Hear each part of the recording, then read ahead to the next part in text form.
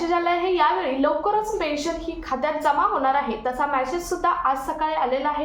नेमका मेसेज काय आलेला आहे, तारीख काय आहे पेन्शन खात्यात जमा होण्याची, तसेच DSP काउंट बरोबर आपल्याला लोनवरती सूट मिळणार आहे, नेमकी अपडेट काय आहे आणि पेन्शनरसाठी नवीन लाईफलाईन जारी केलेली आहे, नेमकी अपडेट काय आहे, या 3 महत्त्वपूर्ण अपडेट आपण आजच्या व्हिडिओमधून पाहणार आहोत। पेन्शनरसाठी अतिशय महत्त्वाचा हा आजचा व्हिडिओ असणार आहे, तसेच कर्मचाऱ्यांसाठी सुद्धा अतिशय महत्त्वाचा हा आजचा व्हिडिओ असणार आहे, त्यामुळे व्हिडिओ स्किप न करता शेवटपर्यंत बघायचा। चॅनलवर पहिल्यांदा आला असेल तर अशाच महत्त्वपूर्ण आणि गव्हर्नमेंटच्या नवीन अपडेटसाठी चॅनल सबस्क्राइब करा, त्याचबरोबर शेजारील बेल आयकॉन सुद्धा ऑन करून ठेवा, म्हणजे असेच महत्त्वपूर्ण अपडेट तुमच्यापर्यंत रेग्युलर पोहोचत राहतील।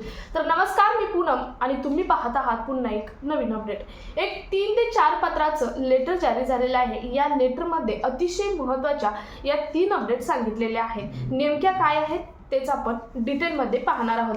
तर बघा, पहिली अपडेट आहे, बघूयात। पेन्शनर क्रेडिट म्हणजेच पेन्शन क्रेडिट होण्याची तारीख ही फिक्स झालेली आहे। पेन्शनचा मेसेज नेमका काय आलेला आहे तो मेसेज मी बाजूला लावते आहे, परंतु नेमका मेसेज काय आलेला आहे, किती तारीख आहे ते पाहूयात। तर पहिलं बघूयात पेन्शन क्रेडिट। बघा की पेन्शन क्रेडिटचा मेसेज आला आहे, या मेसेजमध्ये काय सांगितलेलं आहे बघा, तर बँक अकाउंट नंबर ... आता प्रत्येकाचा बँक अकाउंट नंबर वेगळा आहे।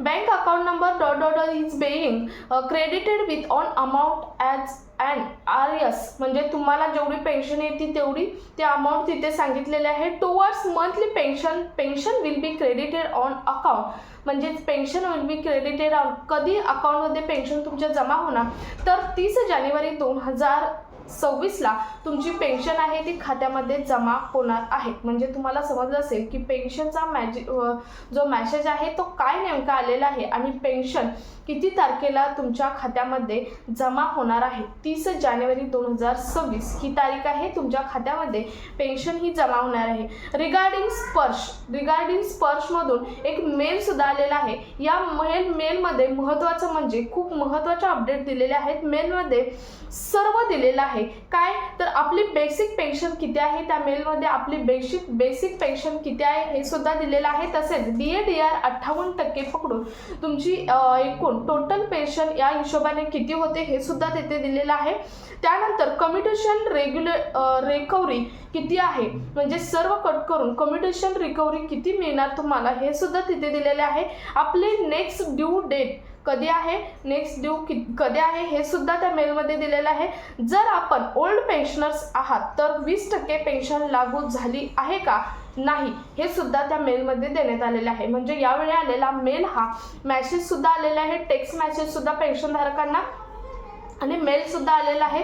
त्यामध्ये मेलमध्ये तुमचं डिटेल दिलेलं आहे, म्हणजे बेसिक पेन्शन प्लस DA/DR मिळून त्या हिशोबाने तुम्हाला किती पेन्शन येणार, बाकीची रिकव्हरी कट होऊन किती पेन्शन होणार, आणि जर ओल्ड पेन्शनधारक असाल तर ओल्ड पेन्शनधारकांना जे 20% ॲड होणार आहे ते 20% ॲड झाले आहेत की नाही हे सुद्धा त्या मेलमध्ये देण्यात आलेलं आहे। तर महत्त्वपूर्ण ही पहिली अपडेट होती। त्यानंतरची दुसरी अपडेट आहे ती म्हणजे पेन्शनरच्या नवीन लाईफलाईन संदर्भात एक महत्त्वपूर्ण दुसरी अपडेट आहे। यामध्ये नेमकं काय सांगितलेलं आहे लेटरमध्ये तेच पाहूयात। लेटर हे हिंदीमधून आहे, परंतु मी तुम्हाला मराठीमधून पूर्णपणे एक्सप्लेन करून सांगत आहे। महत्त्वाचं म्हणजे या जे केंद्रीय ज्या सर्व अपडेट आहेत, म्हणजे केंद्राच्या कर्मचाऱ्यांचे असतील किंवा पेन्शनरचे असतील, या सर्व अपडेट मराठी चॅनल खूप थोडे आहेत, आपल्या चॅनलवरती वेळोवेळी अपडेट दिल्या जातात। हिंदी चॅनल केंद्रीय अपडेटच्या भरपूर आहेत, परंतु मराठी चॅनल अपवादात्मक आहेत आणि त्यामध्ये आपल्या चॅनलचे व्ह्यूअर हे पेन्शनधारक असतील, कर्मचारी असतील, हे खूप आहेत। त्यामुळे आपल्या चॅनलवर येणारा प्रत्येक अपडेट हा राईट अपडेट असतो आणि तुम्हाला राईट वेळेवरती तो अपडेट दिलेला असतो। त्यामुळे आपल्या चॅनलवर तुम्ही अजूनही नवीन असाल तर चॅनलला सबस्क्राईब करून शेजारील बेल आयकॉन आत्ताच प्रेस करून ठेवायला विसरू नका। त्यानंतरची पुढची अपडेट पाहूयात ती म्हणजे 2026 मध्ये भारतीय सेनेच्या पूर्व सैनिक आणि त्यांच्या परिवारासाठी एक नवीन जीवन रेखा ही DIA आणि VSKने सुरू केलेली आहे. DIA आणि VSKने नवीन जी जीवनरेखा आहे म्हणजेच लाईफलाईन आहे ही सुरू केलेली आहे. भारतीय सेनेच्या सिद्धांताचे पालन ज्यांनी केलेलं आहे किंवा जे वीर आहेत अशा सर्वांसाठी ही अपडेट आहे. अशा सैनिकांसाठी एक पूर्व सैनिक केंद्र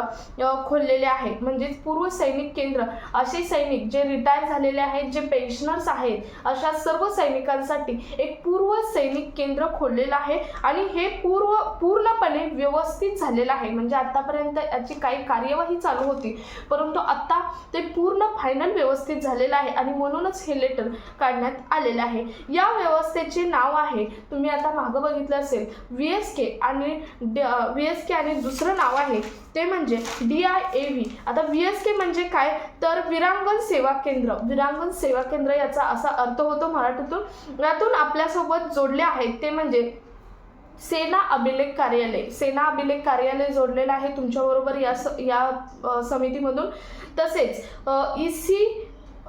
ECSH जोडलेलं आहे. तसेच पेन्शन प्राधिकरण कार्यालय सुद्धा जोडलेलं आहे. याच जोडलेलं आहे. अतिशय महत्त्वाची अपडेट आहे की तुमची जी समितीचं काम चालू होतं ते पूर्ण झालेलं आहे आणि त्यामध्ये ECSH जोडलेलं आहे. तसेच पेन्शन प्राधिकरण कार्यालय सुद्धा जोडलेलं आहे. यासाठी एक हेल्पलाईन नंबर सुद्धा जारी केलेला आहे. कोणता आहे तर 01125644100 हा हेल्पलाईन नंबर सुद्धा रिटायर पेन्शनधारकांसाठी म्हणजे जे सैनिकमध्ये होते त्यांच्यासाठी जोडलेला आहे. तर अतिशय महत्त्वाची ही अपडेट आहे.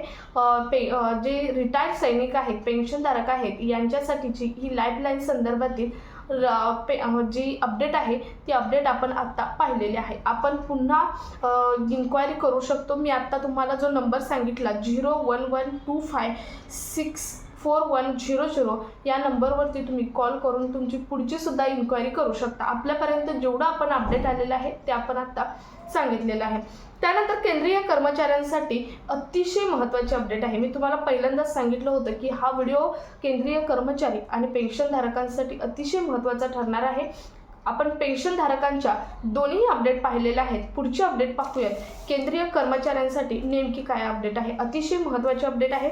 12 बँकमध्ये विशेष salary account, zero balance loan साठी आणखी काही सुविधा केलेल्या आहेत. म्हणजेच झिरो बॅलन्स लोनसाठी, झिरो बॅलन्स असून ही लोन घेण्यासाठी आणखी काही सुविधा केलेल्या आहेत 12 बँकांमध्ये. कोणत्या 12 बँक आहेत तर बघा, bank of Baroda, bank of India, bank of Maharashtra, Canada bank, central bank of India, त्यानंतर इंडियन बँक, त्यानंतर इंडियन स्विच बँक, त्यानंतर भारतीय स्टेट बँक, त्यानंतर Punjab and Sind bank, India and UK bank, या 12 बँकसोबत करार झालेले आहेत. कर्मचाऱ्यांसाठी या 12 बँकसोबत करार झालेले आहेत. झिरो अकाउंट असताना सुद्धा तुम्हाला लोन घेता येणार आहे. वित्तीय सेवा विभागाने सर्व मंत्रालय विभागांना ही जानकारी दिलेली आहे. वित्तीय सेवा विभागाने सर्व मंत्रालय वित्त विभाग आहेत त्यांना ही जानकारी दिलेली आहे. याची कॅम्प घेतले जाणार आहेत. म्हणजे यांच्याकडून कॅम्प घेतले जाणार आहेत. या कॅम्पमध्ये झिरो बॅलन्स अकाउंट, मोफत चेकबुक दिलं जाणार आहे. झिरो बॅलन्स अकाउंट सुरू करून दिलं जाणार आहे. मोफत चेकबुक दिलं जाणार आहे. तसेच NIFT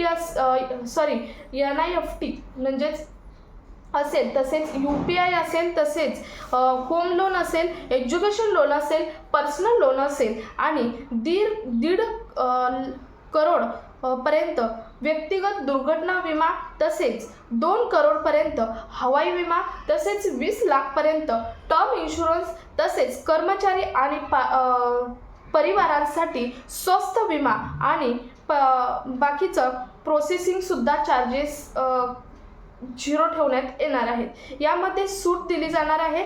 तसेच डेबिट आणि क्रेडिट कार्डवरती सुद्धा काही सुविधा दिल्या जाणार आहेत. तर काय म्हणजे केंद्रीय कर्मचाऱ्यांसाठी अतिशय महत्त्वाचं म्हणजे विमा दिले जाणार आहेत, टर्म इन्शुरन्स दिला जाणार आहे, तसेच पर्सनल ॲक्सिडेंटल इन्शुरन्स दिला जाणार आहे, फॅमिलीसाठी सुद्धा इन्शुरन्स दिला जाणार आहे आणि याची अमाऊंट ही करोडच्या घरात ठेवलेली आहे. तुम्ही बघितलं असेल.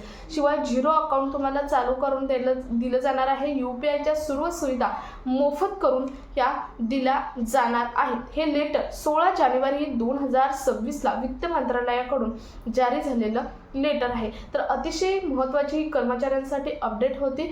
तुम्हाला यावरती तुमचं कर्मचाऱ्यांचं मत काय आहे कमेंट्समध्ये जरूर सांगू शकता तुम्ही, कारण हे जे सुविधा दिलेले आहे ते तुम्हाला माहीत आहे. मागे एका पोर्टलवरती कर्मचारी असतील, पेन्शनधारक असतील यांना आपली मतं नोंदवायला लावली होती. गव्हर्नमेंटचं MyGovernment.in या पोर्टलवरती मतं नोंदवायला लावली होती.